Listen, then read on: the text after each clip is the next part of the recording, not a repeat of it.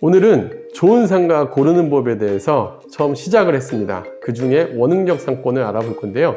원흥역 상권의 사례에서 여러분들이 어떻게 상가 투자를 해야 될지 확인할 수 있는 시간이 되었으면 좋겠습니다.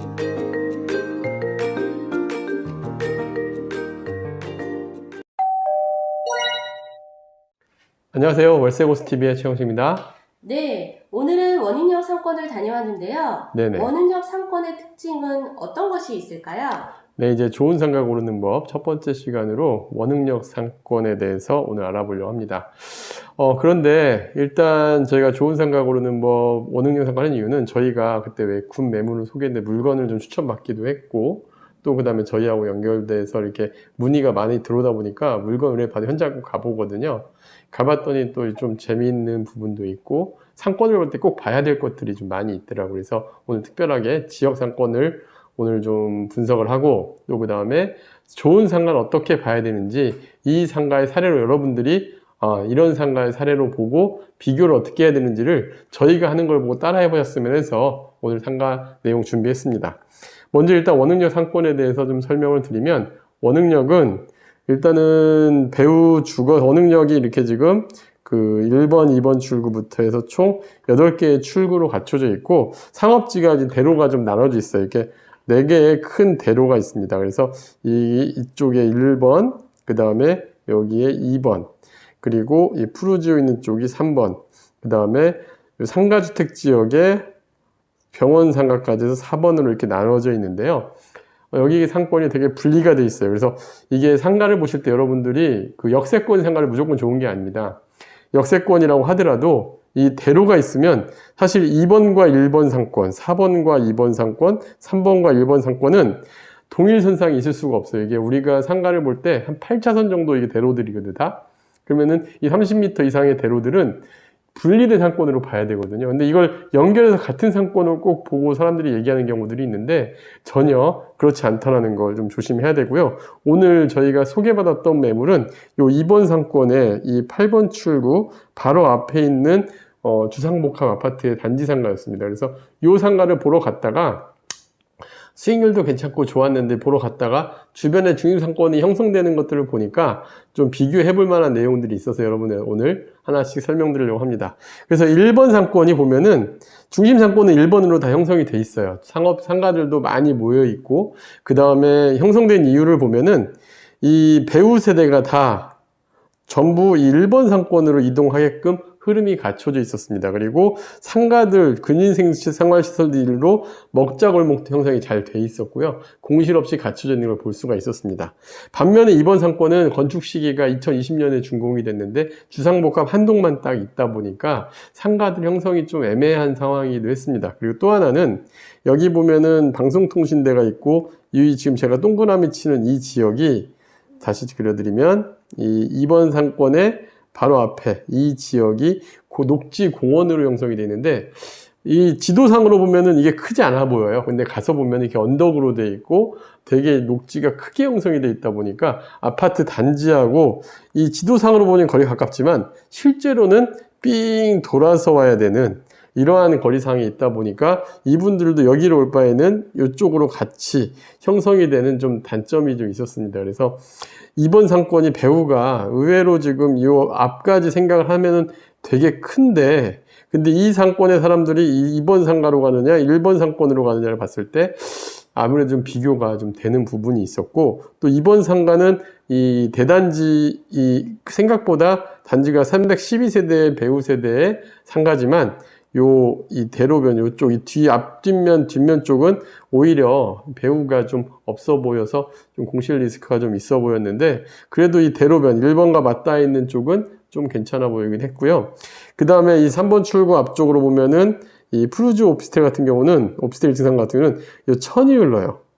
이 천 같은 경우는 대로하고 똑같은 역할을 합니다. 그러다 보니까 여기도 배우 세대가 딱 갖춰져 있지 않다 보니 아직 공실이 좀 많은 것도 볼 수가 있었고 4번 역시도 상가주택으로 배우가 있다 보니까 배우 세대가 많지 않다 보니 자연스럽게 1번 쪽으로 좀 상권이 많이 모여 있는 걸 볼 수가 있었습니다. 그래서 원흥역 상권 보실 때 우리가 어떻게 임대료 포인트 보고 그다음에 업종에 어떻게 들어갔을 때 어떤 상권을 봐야 되느냐, 이 원흥력 상권이 좀 구분이 되는 걸 우리가 볼 수가 있었어요. 그래서 대로와 천, 공원들이 어떻게 영향을 미치는지를 확인해 볼 수 있는 좋은 현장이었습니다.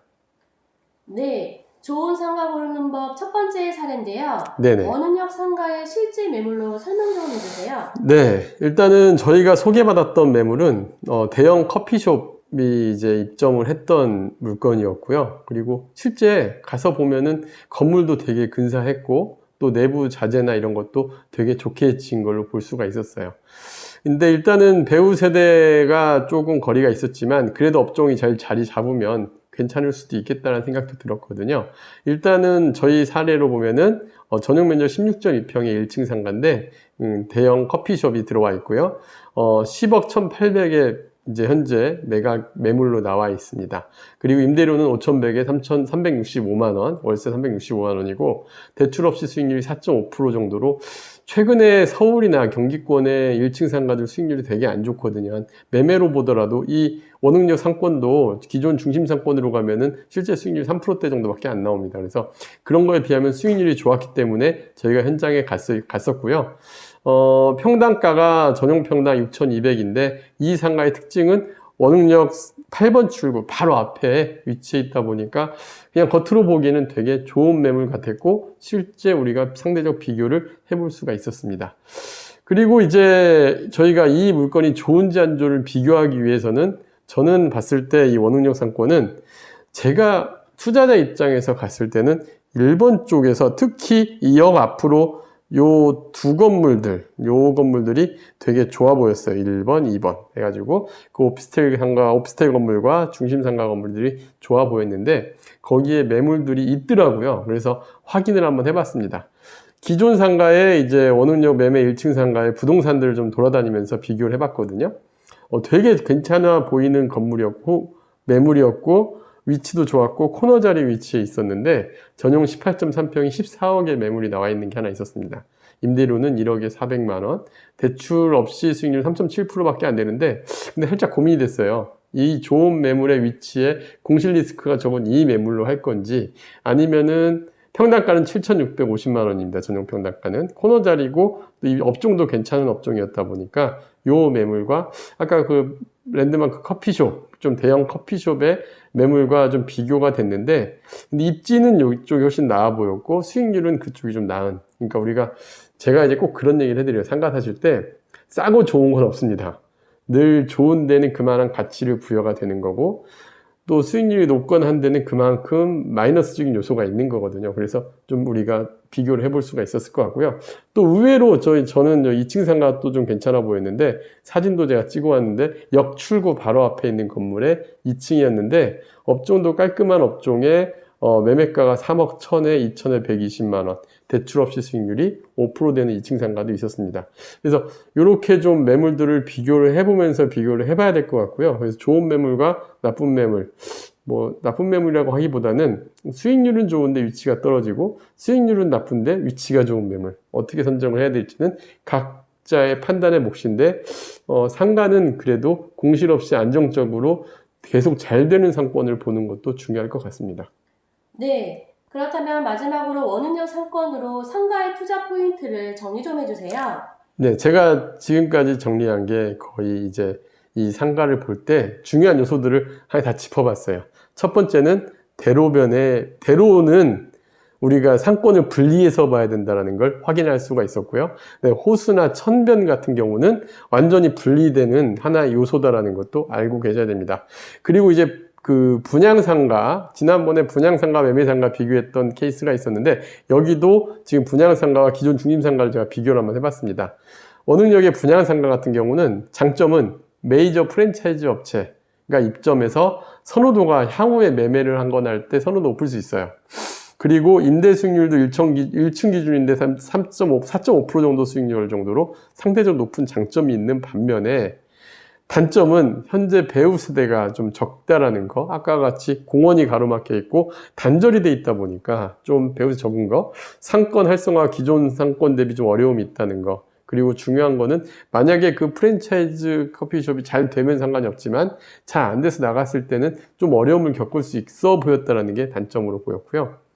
기존 중심 상가는 장점은 공실이 제가 보기에는 없을 것 같아요. 상가의 코너 자리 위치에 있고 역 앞에 있고 또 중심 상권이 잘 잡혀 있고 공실 없이 갖춰져 있다는 게 배우 수요도 많은 지역이고, 다만 다양한 업종도 선점할 수 있는 위치인데 단점은 분양가 대비해서 가격이 좀 올랐습니다. 그래서 상대적 수익률이 4%대, 아까 분양상은 4%대인데는 3%대라는 거. 그러니까 이것도 만약에 처음에 분양받으신 분은 한 5% 이상의 수익률이 되겠더라고요. 가격이 그만큼 올라서.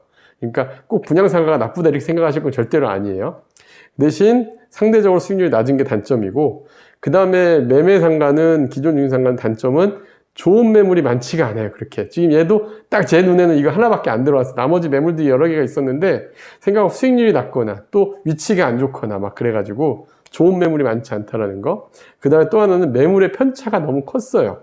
그래서 이런 부분들이 장단점이 있으니 여러분들이 투자 판단하실 때 오늘 제가 가져온 요 상가의 사례, 앞으로 제가 기획적으로 여러 상권들을 다니면서 매물들을 찾아다닐 생각인데요. 그때마다 이렇게 방송으로 보여드릴 테니까 여러분들이 내 투자에 적용할 수 있었으면 좋겠습니다.